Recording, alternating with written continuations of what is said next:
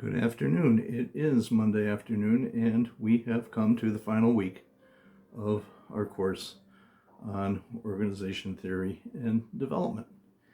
And uh, before I get into the specifics of the week past and the week ahead, I would just like to issue a very serious thank you to all who have participated in this class. I realize that for many people this is not an easy one. We require a lot of writing, we require a lot of thinking, we require a lot of interpretation. It's not your course that you just usually go into and read some facts and repeat them back and say you've finished a course. This is one where, at least I hope, that we've all learned things and learned how to approach problems, how to do things a little differently, how to think about things a little differently. I particularly have enjoyed the times that you folks have asked me questions, and I've had to think about things a little differently. Because this is an area that is been around for a long time. If you go back to Unit 1, and we looked at models that are literally thousands of years old. And then we progressed right up to last week in Unit 7 when we're talking about globalization.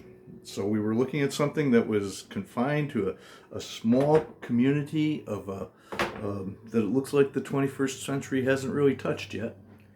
And then we ended up talking about this globalized society we live in, where so much is interdependent and so much information flows so rapidly, so many things happen so fast, and we don't even know what tomorrow is going to look like, much less next year or 10 years from now. So I think it has been a very interesting class. I've really appreciated last week's discussion when so many of you shared your thoughts about what track we should be getting on as educators here, as what we do in business education and education in general. What do we have to prepare people for? Preparing people, helping people prepare. That's really what it is. I'm not preparing anybody. As I've said to a couple of people in the discussion last week, I think I'm just here to be an informed guide, because I can't be an expert in everything that's going to happen. So thank you very much for your comments and for what you looked at. For last week, and I said globalization is such a big topic. It is not even a choice anymore in many respects. It is a reality. It is something that we need to understand what it means at different levels, at different situations, and how it affects the world we live in, how the way we do business, how we interact with everybody. You know, I've said it before, business to me is like the ultimate social science. It is not just this little world that we're in. It encompasses everything that we do. Humans are basically economic animals, and we engage in many, many forms of commerce, not just financial.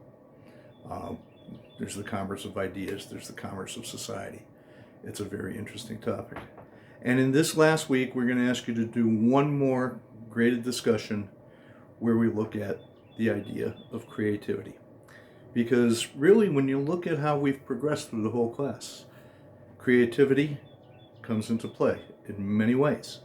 And you've seen it in how organizations structure themselves and how they apply what they've learned in the past, how they project what they think they're going to have to do, how this applies to individuals as well. And particularly as it's almost it's a conundrum, really. The more information we have, the less we know about what the future will be, because the possibilities just expand exponentially. So creativity is a big concept in business. And we're going to ask you to talk a little bit about how can you create a culture of creativity?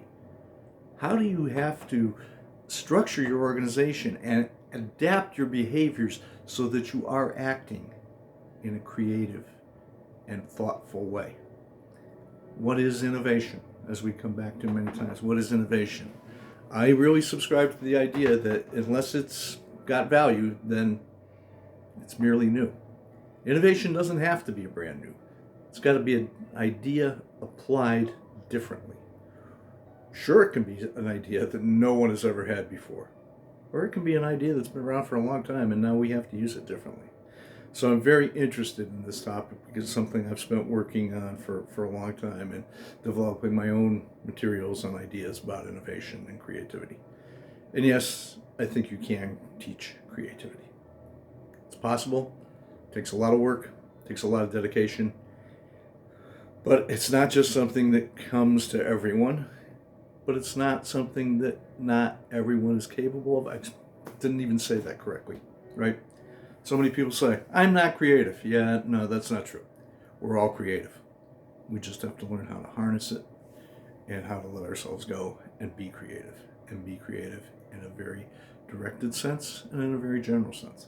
So, in closing, wonderful course. I appreciated the commentary of so many people. I appreciate the length of time you put in on some of these things. Hopefully it's going to prepare you for the future. Hopefully it's going to help you have some skills and some ideas that maybe you wouldn't have had before. But I think we can see almost the universality of some of these ideas, how they apply just about any situation and organization. And it's something that you might not use tomorrow, but you might use it 5 years from now, 10 years from now, 20 years from now. But the final thought I want to leave with you is what I started off with. I hope that at least once or twice, or maybe if I'm lucky more than that you walked away from doing your work and maybe writing one of the papers or engaging in a discussion, thinking that you learned something new, or at the very least, you were able to say to yourself, wow, I never thought of it that way before. Thank you, and good luck going forward. Thank you very much.